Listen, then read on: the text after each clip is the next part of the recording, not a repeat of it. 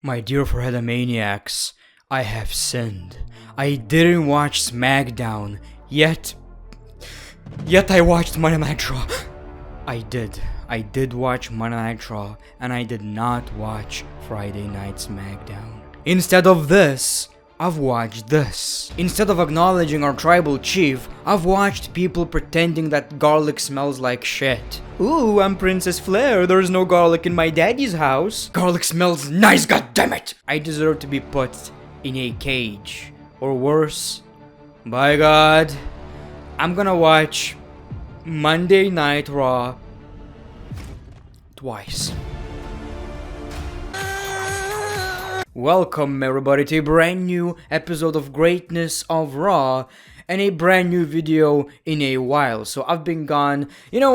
I actually felt tired of YouTube a little bit, I'll admit, but it's not that. I was just really busy working in a backyard and stuff, so I decided to just take a break from wrestling, from YouTube, and I feel refreshed, so that's good. And the beard progress is insane. At this point, I don't know if you can see my eyes. I just want to let you know that inside that bushy beard, there is a face inside and a very beautiful forehead. So Drew McIntyre won the #1 contenders match, and we're seeing Bobby Lashley versus Drew McIntyre at Hell in a Cell. And I'm seeing many people saying that they're tired of Drew McIntyre, he's getting overpushed, we want to see new people in the title picture.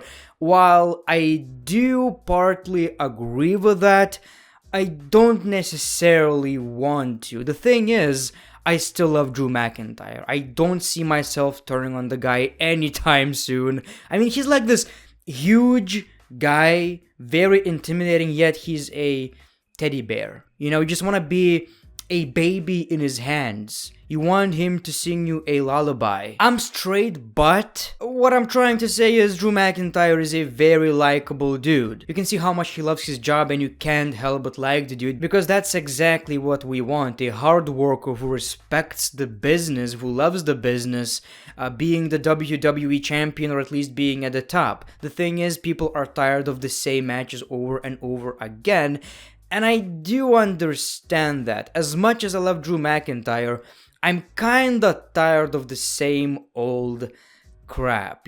Bobby Lashley versus Drew McIntyre is still sort of entertaining. I don't know, man. If we had a crowd, I would say yes, please. Right now, I'm not as interested. And I don't really want to see Drew McIntyre as the WWE champion right now. It needs to happen in front of a crowd once people are actually missing Drew McIntyre at the top.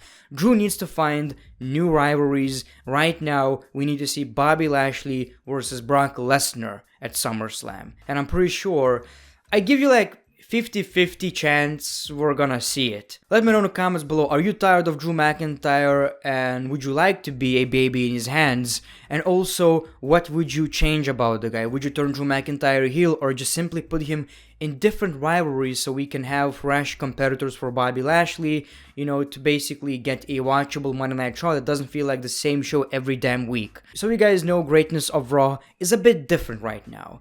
I don't talk about crap that I really don't want to talk about. I've just seen a fly. God, I hate summer.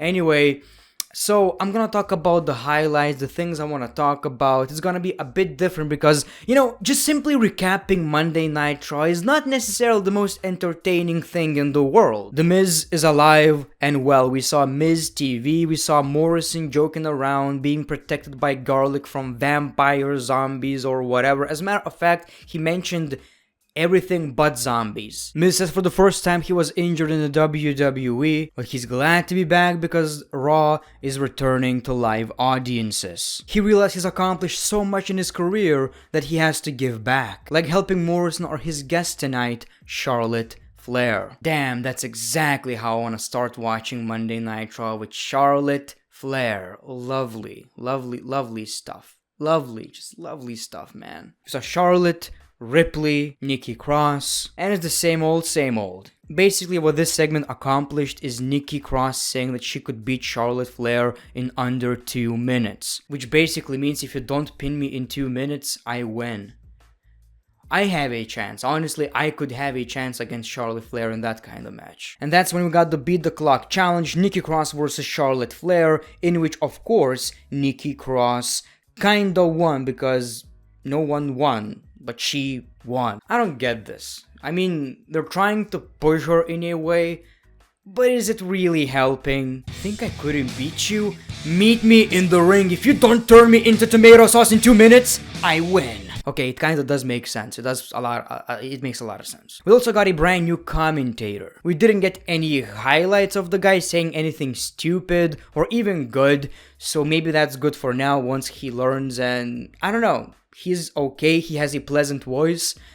It's alright. I actually do prefer this guy over the Adnan Work dude. We saw Riddle trying to learn Spanish with Damian Priest until we got Randy Orton with a brand new beard. Trying to copy, myself, moi.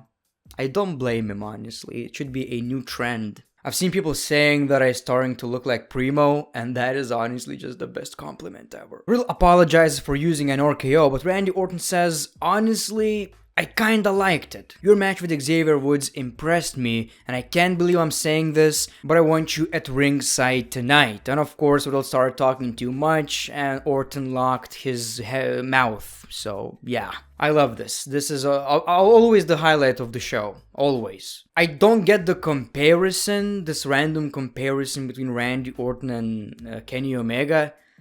I mean, I don't get it. It's so random. If I would have to pick, Orton by far, by the way. That's just my opinion. If you think Kenny Omega is better, good for you.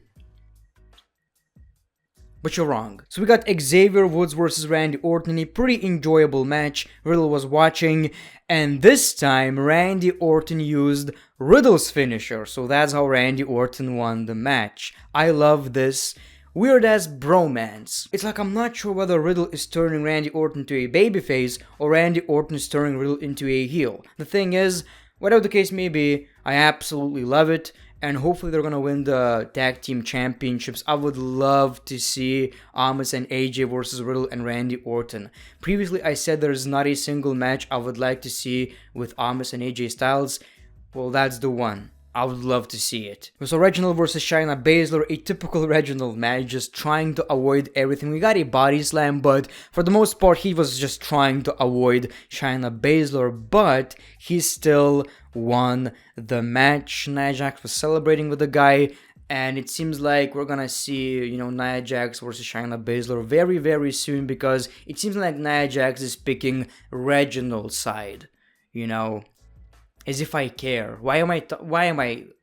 It almost sounds like I care. And I just want to let you know that I really, really don't. We saw T-Bar and Mace versus Lucha House Party. There's nothing less badass than two gigantic dudes saying, "We're gonna beat Lucha House Party." You know what? There are way too many YouTubers nowadays. So I'm gonna take on Ryan's Toys Reviews. We saw them facing Lucha House Party, and of course, they won. Sheamus is ready for a match, but he doesn't know whether he's going to face Ricochet or Humberto Carrillo. We got Ricochet. During this match, we saw Humberto distracting Sheamus, so Ricochet won the match. This turned into Sheamus versus Humberto. And matches between Sheamus and Humberto Carrillo are basically cursed because we've seen Sheamus being busted open when, Humberto kicked him in the nose, which actually looked pretty brutal. Like, that hurts. Ricochet distracts Sheamus and Humberto wins the match. I've already told you this, but I don't get it. 2 against 1, 2 baby faces against 1 heel. It doesn't help Humberto and Ricochet. The only positive thing is they're on television. I mean, that's good. We saw Shelton versus Cedric again, but this time Cedric stole the W very easily and very quick. It would be interesting if that was the last match. We saw a Raw Tag Team Titles match, Elias and Jackson Ryker versus AJ and Amos. Again, who honestly gives a crap, and thankfully we got Elias leaving his partner, and of course AJ and Amos retain the championships. And also Elias says, I don't want to be in a tag team with Ryker anymore. He's crazy. I tried to help him, he didn't help me. And I can't imagine traveling with the guy, once we return to live audiences. Oh, and also during the show we saw a lot of Bobby Lashley with them ladies. Women love them Bobby. Bobby loves them women. Bobby satisfies them women. Because everybody loves Bobby. And we saw the number 1 contenders match, Kofi Kingston versus Drew McIntyre. I do have a bit of positivity to spread right here. The match itself was actually very entertaining and quite long. So, Kofi Kingston looked like a star. And he looked like a main eventer again, which I appreciate. And secretly, I kinda wanted to see Kofi Kingston winning. And like I've said, I love Drew McIntyre, but we need a break from Drew McIntyre on the top. And I'm sure most of you will agree. Or at least I wish this was a triple threat match, at the Hell in a Cell. Whatever the case may be, after a very entertaining match, we got a catching Claymore. Drew McIntyre takes the W, and the show basically ends with Drew McIntyre and Bobby Lashley staring at each other. So that's your Monday Night Raw. Kofi Kingston is not going to face Bobby Lashley for the WWE Championship. It's gonna be Drew McIntyre again. And, as much as I love Drew, like I've said, I do understand where people are coming from.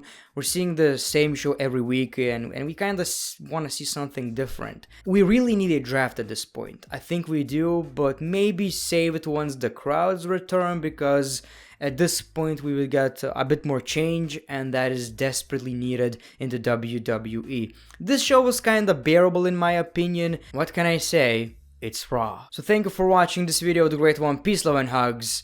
Acknowledge me.